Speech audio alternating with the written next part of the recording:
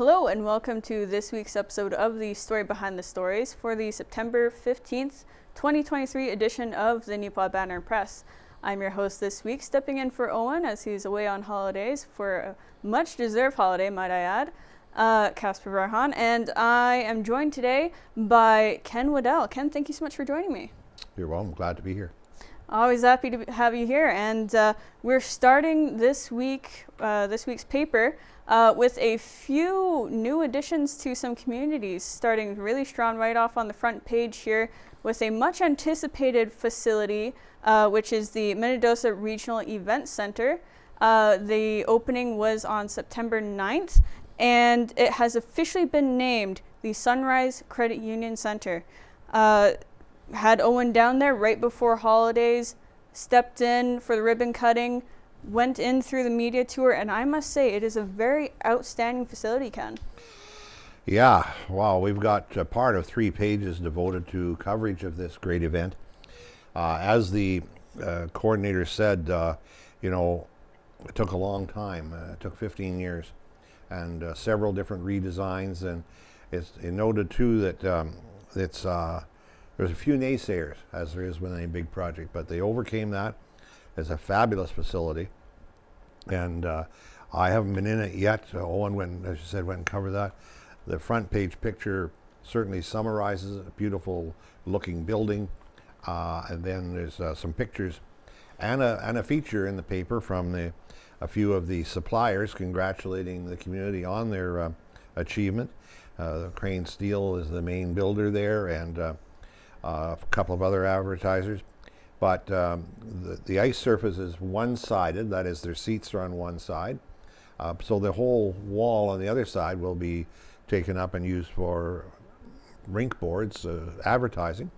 Another interesting thing, they were thanking and commemorating John Lewis, and I knew John pretty well. John worked tirelessly for this and many other projects in Minnedosa. Unfortunately, he passed away within the last year, and so they've named the street where the center is on John Lewis Way in honor of John and his family. Many of them were there to have a picture taken in front of the sign, so that had to be a bittersweet moment for them, I'm sure, but tremendous tribute to a tremendous man. But tremendous tribute to a tremendous community too. They've worked really, really hard. Some of the stuff that they put in there, I think, has been refurbished or recycled. Lots of course, new material, and they're planning to have the ice in very shortly. So, looks like a great viewing area. Looks like the seats are very well set up for viewing. So, I hope they have a lot of success over the years with that. It should last them a long, long time. Absolutely, yeah. Great tribute, as you said, to John Lewis and his family, and it really is a tremendous looking facility. Obviously, we only have so much space in a paper, but looking through all the photos, and some more additional photos were posted at the time on our social media, courtesy of Owen once again.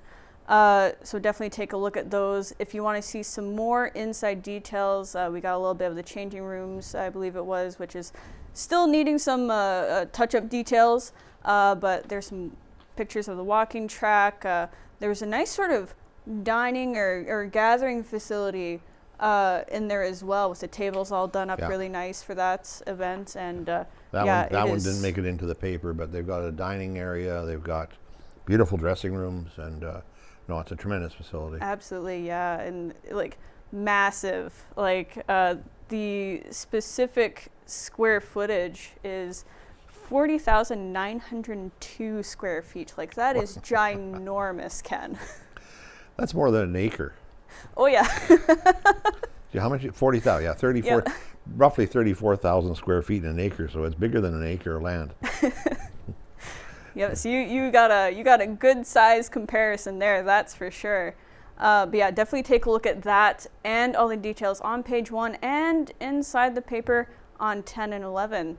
And continuing with our new additions in communities, as we said, we have a good few this week. A bit on a smaller scale, but just as important in its own way. We had Home Hardware in Neepawa partnering with Tree Canada once again to plant some new trees within the community.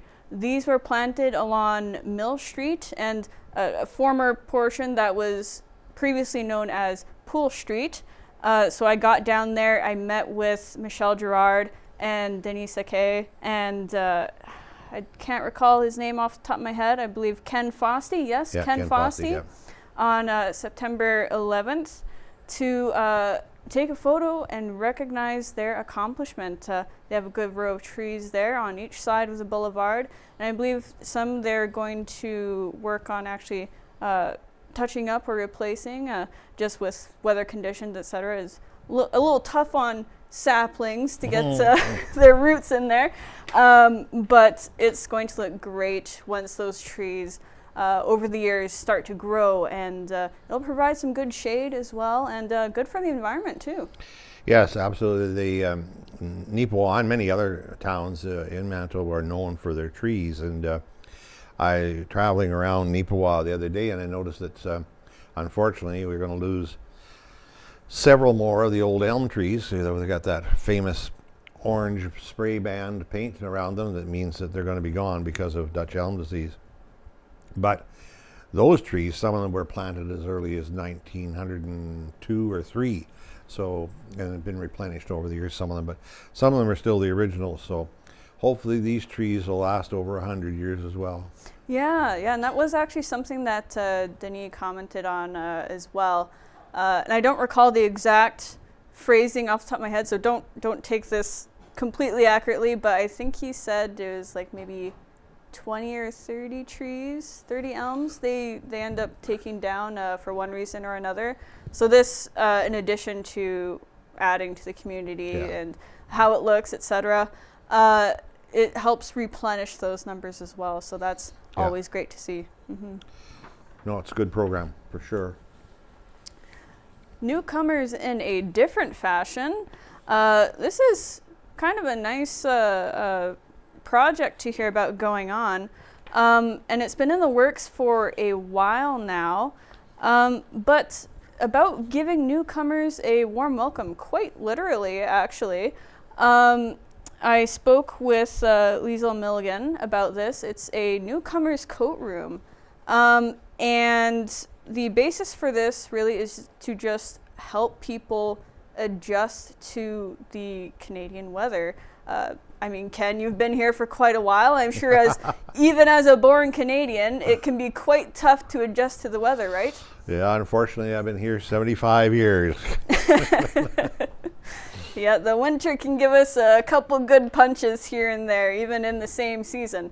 But it's all about helping newcomers to the community sort of get into gear with their first winter and help them adjust a little bit easier, because, you know, Neepawa specifically, we get a lot of newcomers from, you know, places like the Philippines, and the weather there year-round is quite hot. Like their mean temperature is like 27 degrees.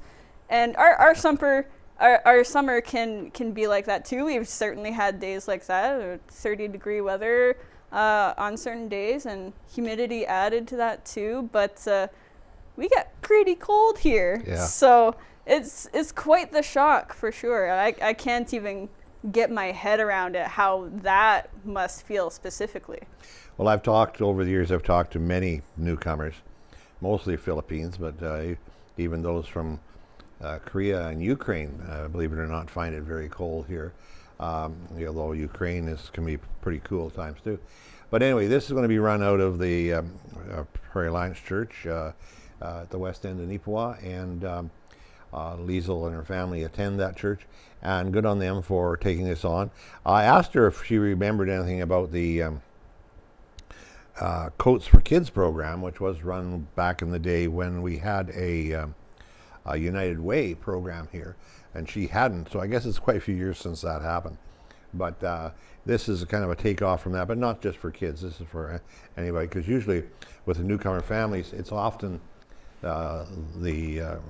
most often it's the husband that comes.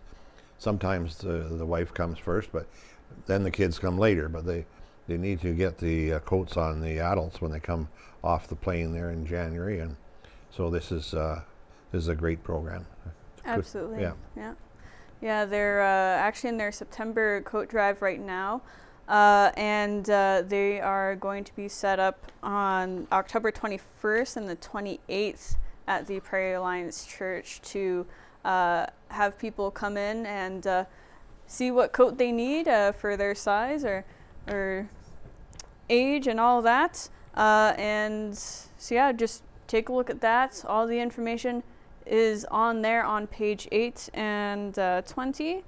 Really great initiative. It's always awesome to see things like this added to our community to it not only makes it more welcoming, but what's the phrasing I'm looking for here? I don't know. It just, in general, adds something to it, I feel.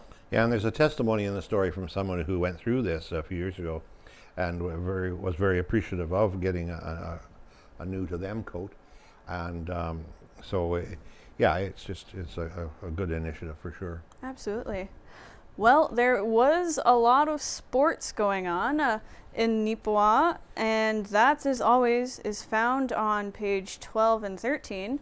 Well, mostly on 13. We have a little bit on 12. And Ken, you'll know a lot more about this than I will, but I'll start the introduction here.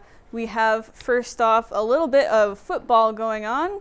There was the Rural Manitoba Football League kicking off its season, and locally there was a clash between two Tigers, the Neepawa Tigers, of course, and Swan Valley. Unfortunately, Neepawa couldn't quite pull in the win. Swan Valley took it home with a 57-28 score there at the end. But rigorous game it must have been. They did pretty well, the Neepawa team, and I'm looking forward to hopefully seeing them take home some wins this season. Yeah, I think they've got a pretty good team. As always, though, there's a lot of young players, and Joel Asselstein, who works in our ad department here, is one of the coaches. He's an alumni of the Neepawa Tigers football, and he's assisting with the defense coaching for the team, as his dad did before him, actually. But yeah, it's good football. You watch and see when the games are on. It's free as far as I know to go to. I've been there a few times over the years. It's always entertaining. But in other sports, though, we've got. I'm always amazed at. Well, I shouldn't be amazed at Daniel Heschuk. And he's found a girlfriend who can actually run pretty hard too. So anyway, they were in the Race the North Face Brandon run, and Daniel placed first in the 25K.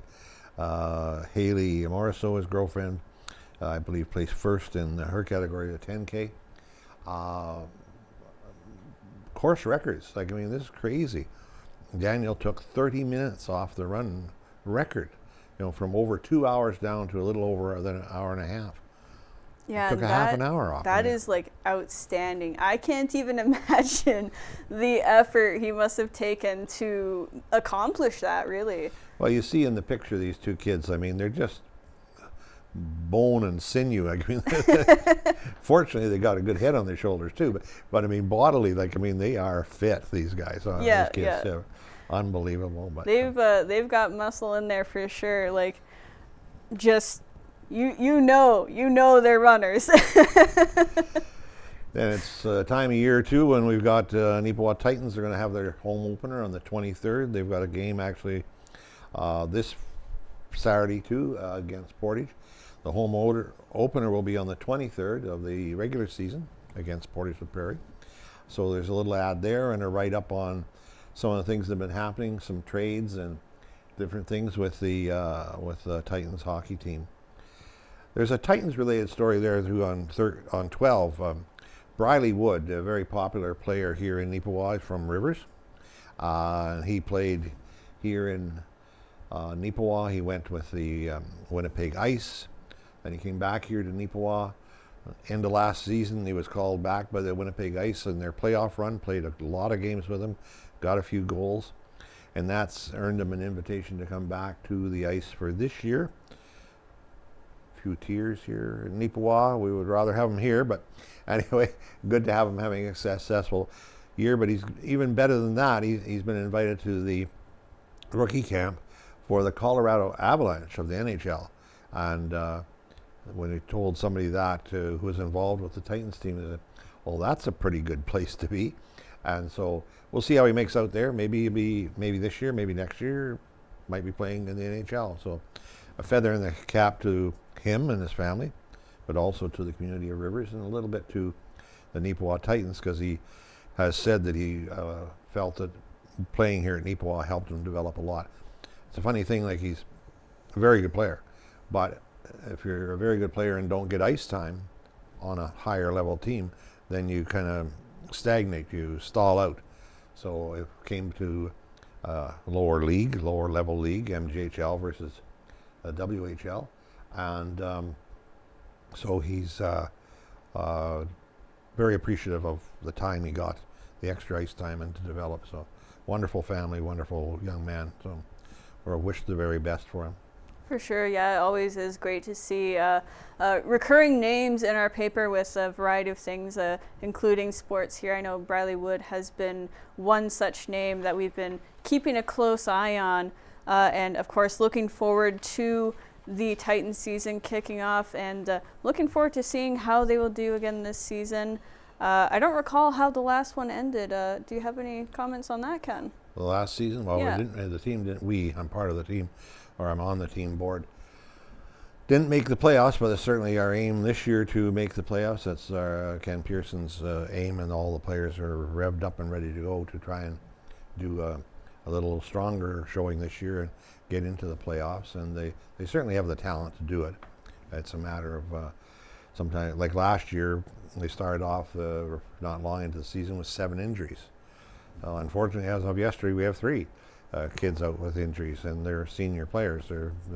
So injuries is always playing a role in things like that. I mean, you read about that in professional sports all the time, and it's the same in amateur sports.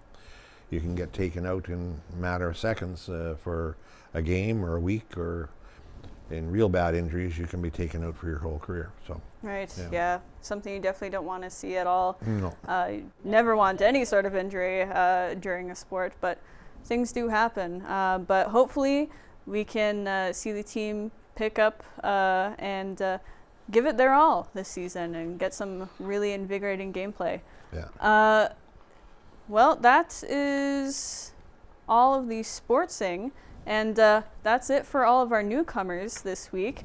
But we do have some recurring events that are coming back once again, some great causes being supported this weekend and in coming weekends. And starting right off on page 7 with our very well-known and locally organized Terry Fox Run. That is coming back for September 17th, so again, this weekend. Make sure you can get out to it if you're able to and wish to participate and support the cause.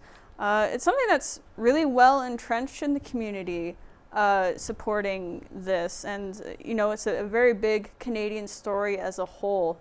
And looking back in the archives at the support it received last year, because it had been a while since I'd seen it, obviously, but it was just mind-blowing to see the support, all of the people that turned out last year to participate in the event. There was quite a few, just looking at the photo. Oh, yeah. Like it was a massive attendance, and I show a portion of it on the page there with one of our archive photos, but I'm really hoping it gets that sort of welcome again this year, and I'm really looking forward to seeing how it turns out.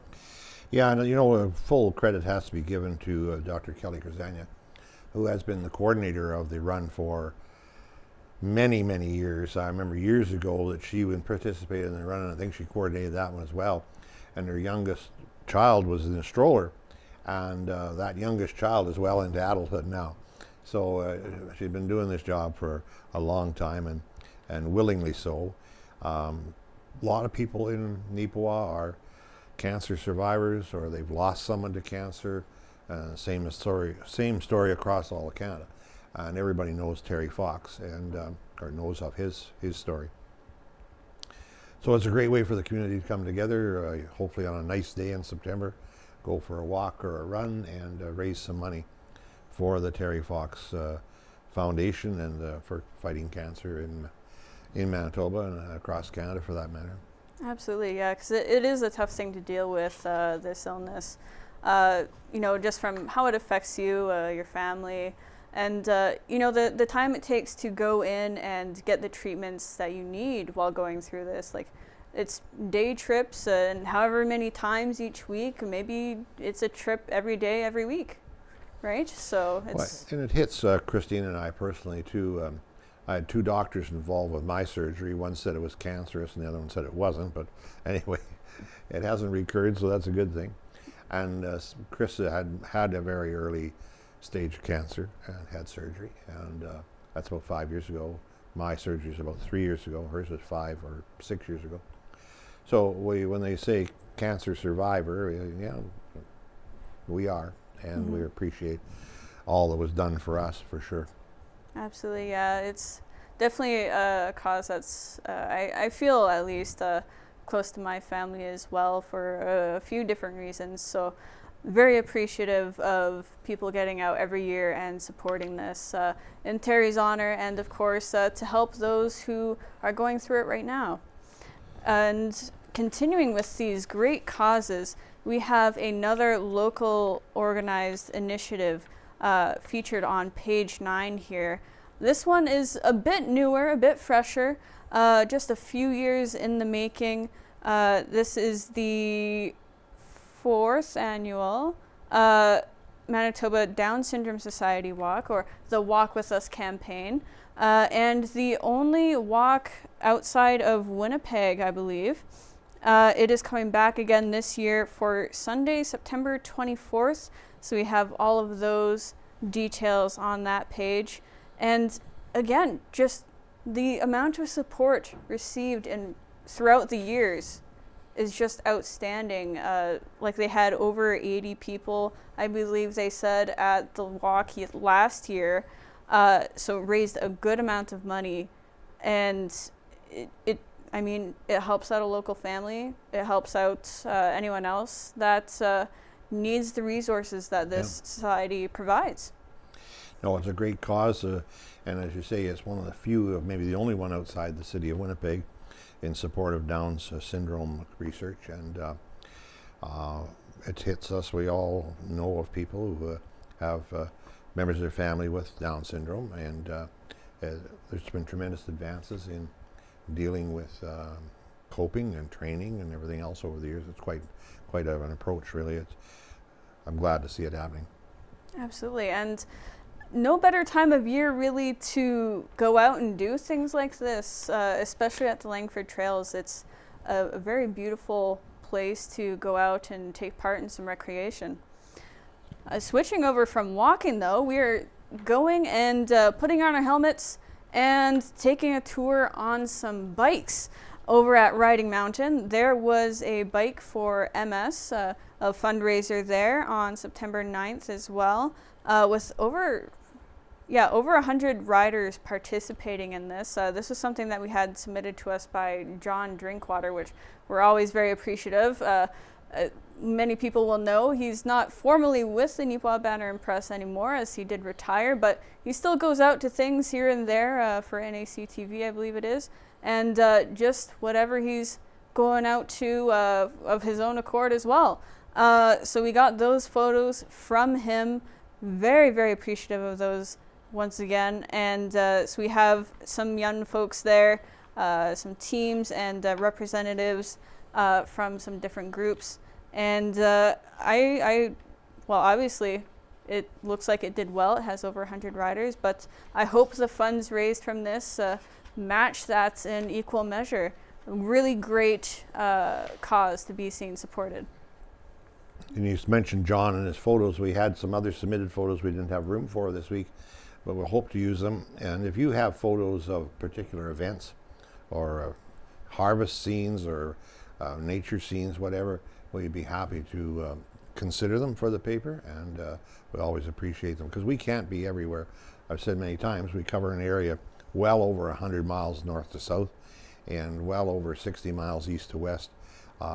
Just can't be everywhere all the time, and so if you have submissions of stories or photos, we would be happy to have them. You can send them to news@neepawabanner.com. Absolutely, yeah. Always very appreciative of those submissions. Helps us cover, well, your local news. We can only get out to so many different things ourselves, but we try to get out to as many as we can. We do still have a little bit of time because I always seem to talk a bit faster when I'm in the hosting seat as opposed to the accompaniment seat. But Well, no, wait, you got a minute here. We do have to draw attention to your tie. oh yes, Casper's very proud of the tie. I sure am. Yes, and the specific reasoning for that actually is because, well, I knew I had to go out and take some golf photos today. There is a event happening right now as we're recording that I have some photos of that will appear in a future edition of the Banner Press. So I figured it's golf. I may as well put on green bow tie and these new tree pins that I got actually at the Tree Canada right. planting event or photo taking event, I should say. They were planted previously, but yeah, so that is what that's all about. I actually tripped up Joel in the office here. He was like, "Is it St. Patrick's Day?" Not by a few months. It looks pretty sharp. I like it. Yeah.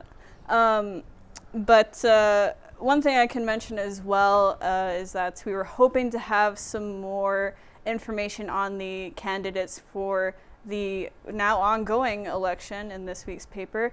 Unfortunately, we couldn't get those details before going to print. We know that a few more candidates have been confirmed, but unfortunately their details and photos weren't up on the party websites at the time. So sorry about that. We'll hopefully get them in the future and have them in a future edition of the paper. Ken, is there anything else you would like to add for this week? No, I think we've covered it pretty well. There's a lot of information in the paper this week, as usual. We've got a really cool sponsored content article by from the school division there on student presence and engagement. I think it's a very good article. We got our own version of a bridge collision. The bridge north of Minnedosa got whacked by a piece of farm equipment and damaged the bridge a little bit. At least it's not the Kemnay Bridge. It gets hit about every second week, I think. But need to drive carefully.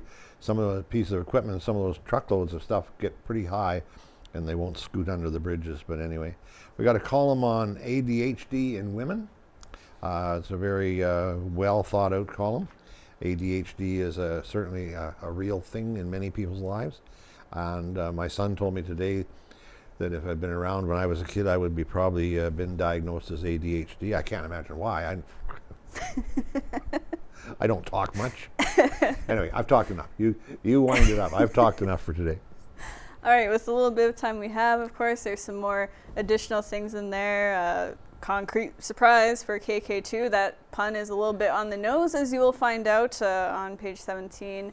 And of course, the looking back column that we have every week, there's some housing developments that I'm sure a good number of our readers will still remember going on. I know Ken does, and he gave me a little bit of a rundown on that in the office the other day.